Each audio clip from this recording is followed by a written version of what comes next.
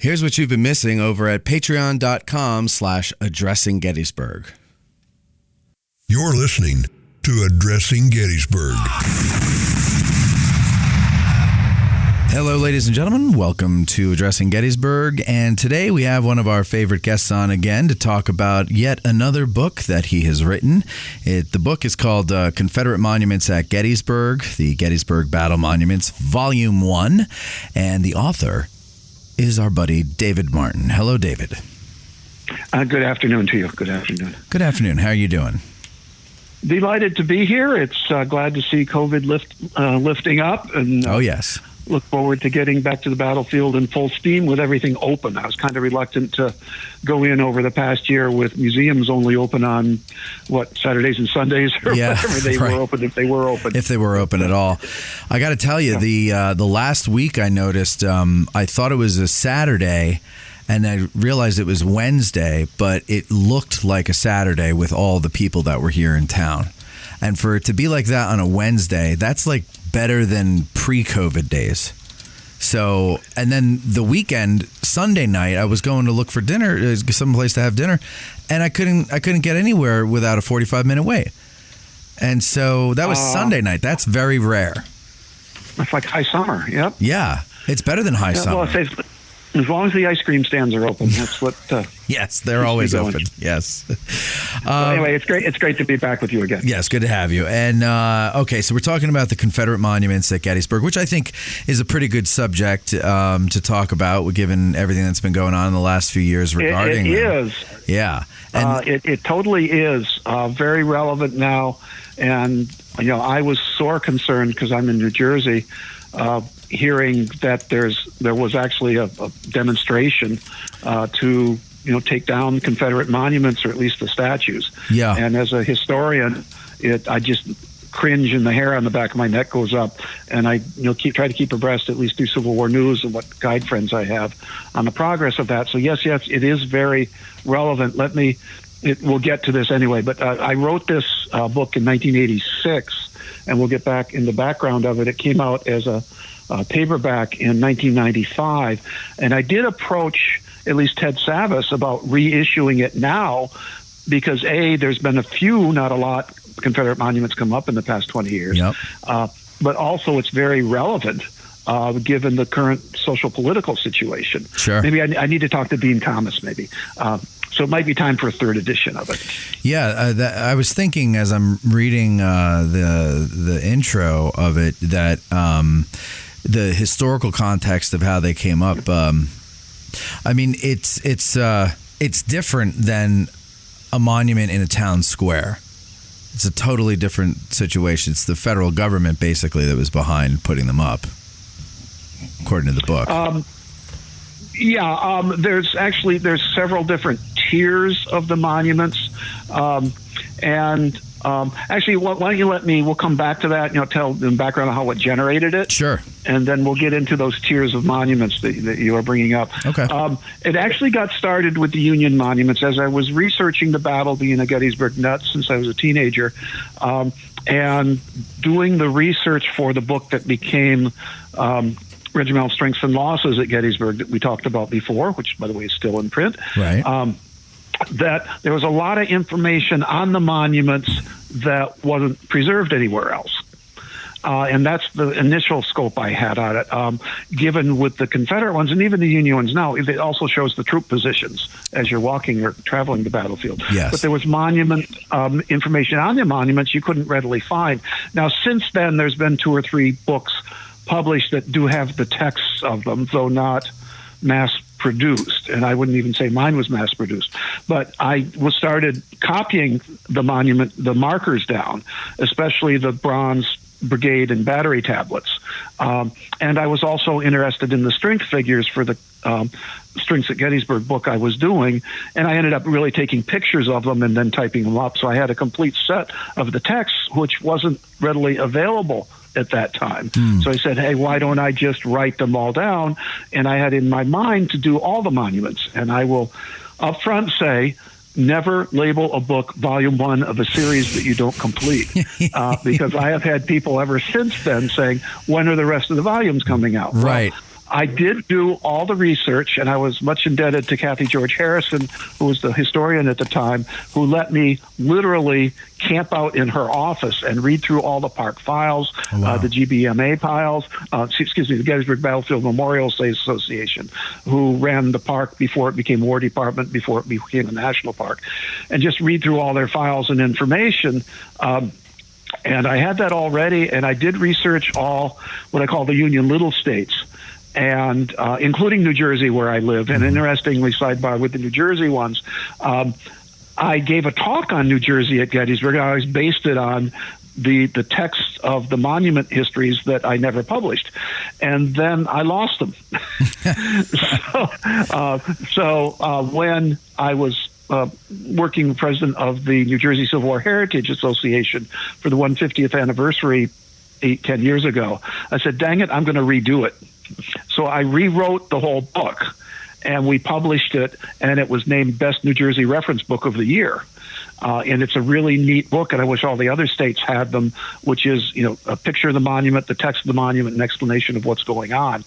But fortunately, there were only like 14 New Jersey units at the battle. And that's what slowed me down in finishing the big project. Of course, later I found my lost notes, but it was too late. I had already created and published them. So I had all the Union Little States done, including Massachusetts in that. What slowed me down was New York, Pennsylvania, and the U.S. regulars. Okay. Which together are 65% of all the units. And that was such an obstacle to get done. I wandered off and started doing other projects and just haven't gotten back to it. So that's on my to-do list, on my bucket list for when and if I retire, to get that book finished, along with Regimental Strengths at Antietam and Regimental Strengths and Losses at Chancellorsville, and some other books that I started and never finished. So it came, this was actually the, second book I did. And the first edition in the red leather cover, I actually typed it myself. Yeah, you could tell. It's money. And it's got a homemade look to it. Yes. When it got reprinted by Combined Books 9 years later, they spiffied it up, although they didn't include the photo section. They did include the same map. And I just realized now, having looked back through it, having not been in them for a while, that the paperback edition doesn't have an index to it for some reason. It does have a list of monuments by year and a couple updates. So it's crying for a third edition. And so I want to, if Ted Savas or Dean Thomas are listening, I'm available and we can update it. When I did the paperback update in 95, it's up through the New Maryland marker monument and the Masonic monument. And they were just planning the Longstreet one. So there's not a picture of Longstreet in there. Now, there have been some Confederate position markers been up since then. Yeah. And this will lead me back to, again, don't publish a book saying it's something volume 1. But it's someday I may get back to it. Now, there are different tiers of Confederate markers there.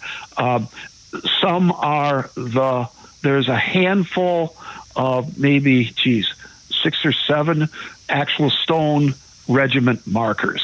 Not very many compared to what the Union troops had. And the Union troops had started putting up their markers. Actually, the first one was the Minnesota urn in the cemetery in I think 68 or so. By the 1870s, late 70s, Union troops were coming back to Gettysburg as their reunion place, and my theory on that is it's closest to the north. We won that one, and there's a railroad that went there. Right. So a lot of the reunions were taken there, and everybody's building their monuments there. Confederates didn't put their energy into Gettysburg because they lost it, and it's far away. If you want to see a lot of Confederate markers, you go to Chickamauga. It's in the heart of the South, and they won that one. And right. I know going around Chickamauga, it was neat to see some of Longstreet's First Corps units, which went there from Gettysburg, have markers there. Units I was familiar with because I'm a more Eastern guy than a Western guy. But there's also a lot of Confederate markers at Vicksburg and Shiloh because those are closer to home. So why is there less Confederate regimental monumentation? Because it's on literally foreign soil. Most of the markers that are there, ironically, and this is the second tier, were put up by the federal government. in the 1890s. This is when the War Department took it over. They made a program, which is great. They did to honor both sides, and they put up the iron battery markers and also the brigade and division markers, and each one gives the history of what that unit did. And this is what got me going into writing down the Confederate markers. Now, the problem with this is that a lot of them will give the strength figures, and the strength figures don't wash once I did the study. They seem to include just the enlisted men and not the officers, which the Confederates had a way of, maybe that's how they brag on they're winning so many battles with fewer troops. Case in point, and this is what I bring this up in the Regimental Strengths book, the marker for Hood's the Texas Brigade says that they had 1,100 men, and maybe that was current thinking in 1895 when they put it up. Okay. And when I researched it, going through the muster rolls, because there was a Confederate muster for pay on June 30th, the day before the battle, which previous authors hadn't dug into, and some sources even said it didn't exist. And I talked about this on a previous podcast, that my partner John Busey and I went and researched company by company, and there's around half the Army is there. You just have to add the numbers up. And it turns out the Texas Brigade actually had 1,734 men on the field approximately. Okay, that's 50% more. So it's not a matter of Hood's Texans. Well, it partly is. Hood's Texans were great fighters, and that's how they were able to carry Devil's Den and almost take Little Round Top all by themselves. Well, also they had 50% more men than they usually thought. Thought they did. Okay. And that works that out. So I did use the numbers on the brigade tablets as a starting point, but I've corrected or worked with them in the book Confederate Monuments. So you have to bear that with a grain of salt. But the real value with those brigade and division markers that were put up by the federal government is, A, it marks troop positions, which is neat to ride. Now, there are some misconceptions through that, because when you drive down West Confederate Avenue, it seems like there's a solid line of Confederate cannons all the way from Fairfield Road down to the end of Warfield Ridge. And this happened somewhat with the Union markers also. They put them up so you could see them from the road. Right. The batteries weren't all lined up where the road is now. Now, this is especially deceitful on the third day, because when you actually look at, I call it Pickett's Charge by Force of Habit, the current, I guess, is Longstreet's Assault. Alexander's cannons were out on what they call the Peach Orchard Ridge. They were a lot closer to the Union lines. And the same thing with Pickett's brigades did not line up before the assault next to the Lee marker monument. They were out in the open fields, and I cringe to think the casualties they took during that cannonade when they had absolutely no cover other than the hills and the undulations on the way of the ground. But it's neat. I know when I was younger, I really enjoyed seeing all the different types of cannons, like even the 24-pound howitzers. There's examples of every kind. There was actually one in the whole Confederate Army, still iron 6-pounder running around. Brook rifles, and it's an outdoor museum, just as the monuments, the state monuments, are an outdoor museum. Right. This is an outdoor artillery museum. I know that they took the cannonballs and the shells away at one point, because I don't know if the tourists were walking off with them, but they're not there anymore. I think that was it. They were breaking them. That's one deception. One problem is it looks like the Confederate lines were neater than they were, but you can't blame them. They didn't either own all the land. At the time, they actually had to open up West Confederate Avenue down to Warfield Ridge to put those markers up. But it's neat that it's there. But the way the markers are set up is mostly focusing on July 2. They don't have accurate position markers for Confederate units on the 3rd, except at Culp's Hill, and it's hit or miss on what's on the first day field.